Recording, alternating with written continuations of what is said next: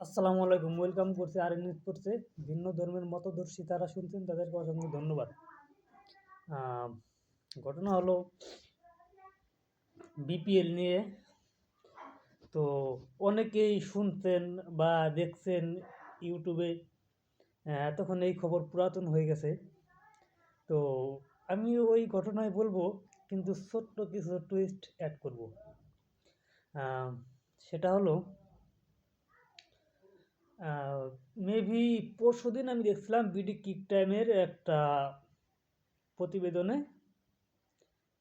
তো সাকিব আল হাসানের নাম, ছবি বা প্লে কার্ড ফেস্টুন নিয়ে মাঠে ঢুকতে দিতেছে না। এরপরে দেখলাম যে এরপরে একটা নিউজ হলো, আহ, আমার শ্রদ্ধেয় সামি স্যার, সামি স্যারের সাথে একটা ইন্টারভিউ করলো বিডি কিক টাইমেরই। তো সেখানে বলল যে হ্যাঁ দেখছিলাম কে একটা ধরো, যারা খেলা দেখছেন তারা হয়তো ফলো করছেন যে ওই তিন, হ্যাঁ, এস এস এ টিআইবি 5 জন ছেলে, হুম, মেবি 5 জন বা 4 জন ছেলে তাদের বুকে সাকিবের নাম লিখে মাঠে ঢুকছিল। জাস্ট তার কিছুক্ষণ পরে দেখি তাদের নাই, তাদের দেখা দেয় নাই। তো এরপরে শুনলাম যে তাদেরকে বের করে দেওয়া হয়েছে। কে ভাই, একটা লোক খেলবে না, তাকে খেলতে দেওয়া হবে না, ঠিক আছে মেনে নিলাম। কিন্তু তাকে তো মানুষ ভালোবাসে, তাকে মানুষ ভালোবাসে না, তাকে মানুষ ভালোবাসে। এখন তাকে ভালোবাসাও যাবে না। ভাই দেশ কি আসলে, দেশ দেশ স্বাধীন হয়েছে, কিন্তু আমরা কি আসলে স্বাধীন হয়েছি? আমাদের ক্রিকেট স্বাধীন হয়েছে? হয় নাই। আমাদের ক্রিকেট এখনো পরাধীনে আছে। ক্রিকেট স্বাধীন হয় নাই ভাই। হইলে আজকে এই সব ঘটনা ঘটতো না। মানে আমি, মানে আমার কাছে মনে হয় কি এদের ইন্টেনশনই এরকম যে সাকিব আল হাসান নামে যে কোনো একজন ক্রিকেটার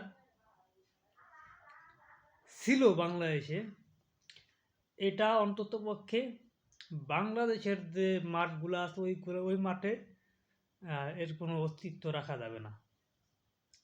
সিরিয়াসলি বলছি ভাই। কে মানে সাকিব আল হাসান মানে এটা এখন একক ব্যক্তি পর্যায়ে চলে গেছে ভাই এই ঘটনাটা। অন্য কাউরে নিয়ে কোনো মাথা ব্যথা নাই, শুধু সাকিব।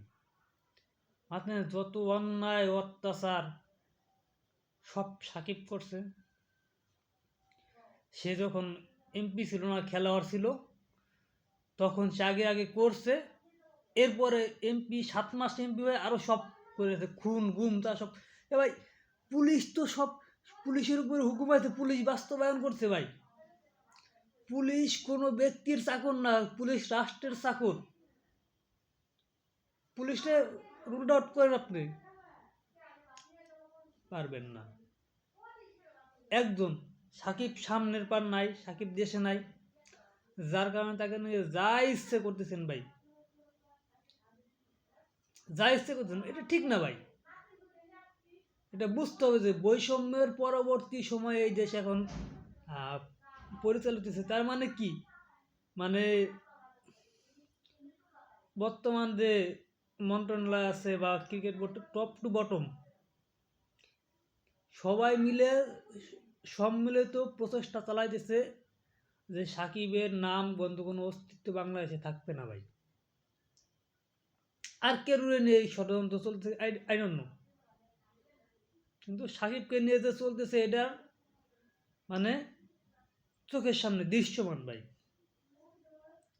ভাই একটা কথাই বলি কি, যে যা হইতেছে, নিউজ হইতেছে, এইসব ইন্টারন্যাশনাল মিডিয়া দেখতেছে ভাই। তো কী হবে জানেন? দেশের ক্ষতি হবে।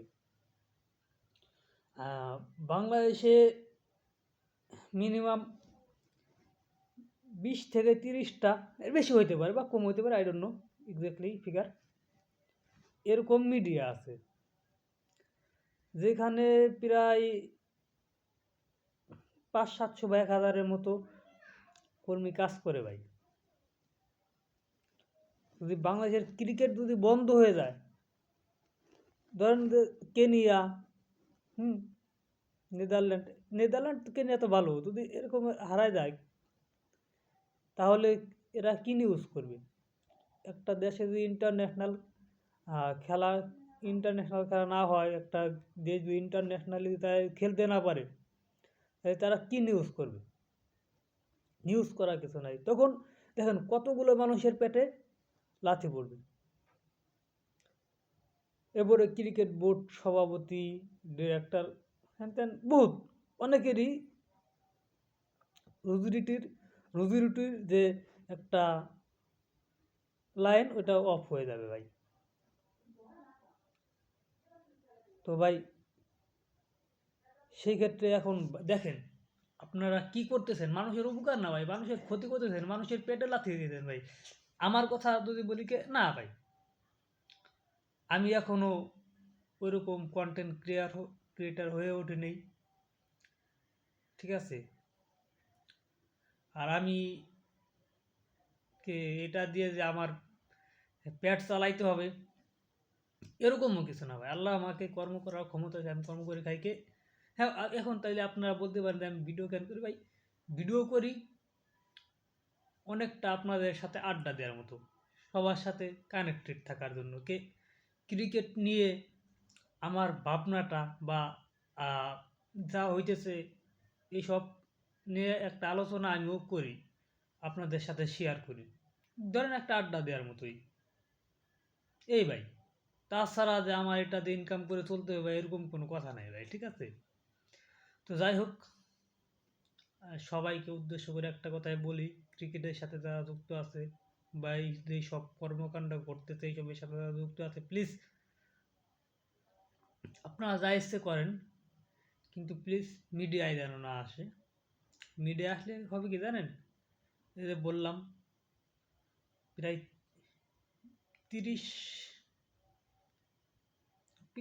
30-এর কাছাকাছি বা বেশি হইতে পারে এরকম মিডিয়া আছে অনলাইনে, তাদের আন্ডারে প্রায় 800, 1000 বা 500-700 এরকম কর্মী আছে।